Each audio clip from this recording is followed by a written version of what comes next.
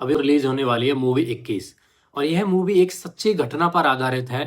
तो चलिए मूवी से पहले हम कुछ इसके बारे में जान लेते हैं। इस मूवी में अगस्त नंदा अमिताभ बच्चन के नाती जिस ऑफिसर का किरदार निभा रहे हैं वो है सेकंड लेफ्टिनेंट अरुण खेत्रपाल, जिन्होंने अपने अदम साहस और शौर्य का परिचय देते हुए 1971 के भारत पाकिस्तान के युद्ध के दौरान बसंतर में अपना सर्वोच्च बलिदान दिया। उस समय वो सिर्फ 21 साल के थे, इसीलिए इस मूवी का नाम भी 21 रखा गया है।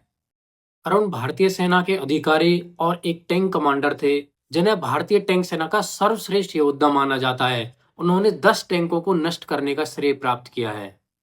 उन्हें मरणोपरांत भारत के सर्वोच्च सैन्य सम्मान परमवीर चक्र से सम्मानित किया गया है। और उनके परिवार में देश की सेवा करने का चलन बहुत लंबा है। उनके बाप दादा भी सेना में सर्विस दे चुके थे। अब हम जानेंगे 1971 के भारत पाकिस्तान के युद्ध के दौरान हुए बसंतर की लड़ाई के बारे में।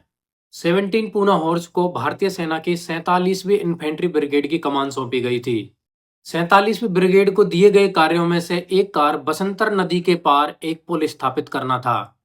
15 दिसंबर रात 9 बजे तक ब्रिगेड ने अपने इस कार्य को संपन्न भी कर लिया था। वो सफल हो गए थे, लेकिन इस क्षेत्र में बहुत ही ज्यादा बड़े पैमाने पर बारूदी सुरंगें छुपी हुई थी, जिसकी वजह से पूना हॉर्स के टैंकों की तैनाती वहां पे बाधित हो रही थी। अभी ये लोग आधे रास्ते में ही थे कि पाकिस्तानी टैंकों की गतिविधि की सूचना इन्फेंट्री को मिलती है, तो उन्हें भी वहां अब टैंकों की जरूरत थी। इस पर पूना हॉर्स ने जोखिम भरी सुरंगों से आगे बढ़ने का निर्णय लिया और अगले दिन वो सफल होकर के अपनी इन्फेंट्री को ज्वाइन भी कर लेते हैं।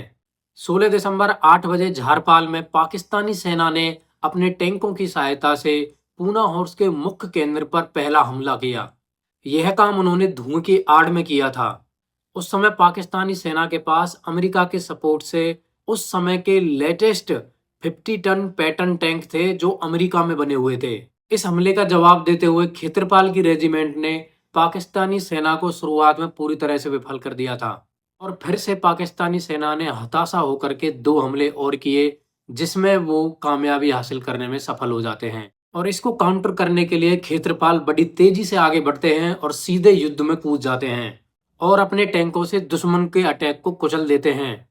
इस कार्रवाई में उनके साथी कमांडर शहीद हो जाते हैं, तो वो अकेले ही मोर्चा संभालते हुए आगे बढ़ते रहते हैं और उन्होंने एक एक करके अपने 2 टैंकों की मदद से पाकिस्तान के 10 पैटर्न टैंकों को नष्ट कर दिया था। इस झड़प में खेत्रपाल दुश्मन की गोलीबारी की चपेट में आ गए थे, लेकिन उन्होंने टैंक छोड़ने की बजाय लड़ाई जारी रखी और अंततः घिर जाने से पहले उन्होंने एक और पाकिस्तानी टैंक को नष्ट कर दिया था। जलते हुए टैंक को छोड़ने का आदेश देने वाले वरिष्ठ अधिकारी से रेडियो पर उनके अंतिम शब्द थे, नहीं सर, मैं अपनी टैंक नहीं छोड़ूंगा, मेरी मुख्य तोप अभी भी काम कर रही है, मैं इन कमीनों को मार गिराऊंगा। और इस तरह से उन्होंने हिंदुस्तान को इस लड़ाई में बहुत ही मजबूत स्थिति में ला दिया था और अपने अदम शौर्य और साहस का परिचय देते हुए अपना सर्वोच्च बलिदान दिया। उनका शव और उनका टैंक, जिसका नाम फमागुस्ता था, पाकिस्तानी सेना ने अपने कब्जे में ले लिया था, जिसे अंततः भारतीय सेना को लौटा दिया गया था। यह टैंक अभी भारत में प्रदर्शित है। अरुण खेत्रपाल जी के शव का अंतिम संस्कार 17 दिसंबर को किया गया, जबकि उनके परिवार को 26 दिसंबर तक भी यह नहीं पता था कि वो शहीद हो गए हैं। नंदा के साथ साथ इसमें अक्षय कुमार की भांजी सिमर भाटिया, जयदीप अहलावत और मरणोपरांत दिग्गज अभिनेता धर्मेंद्र भी नजर आएंगे।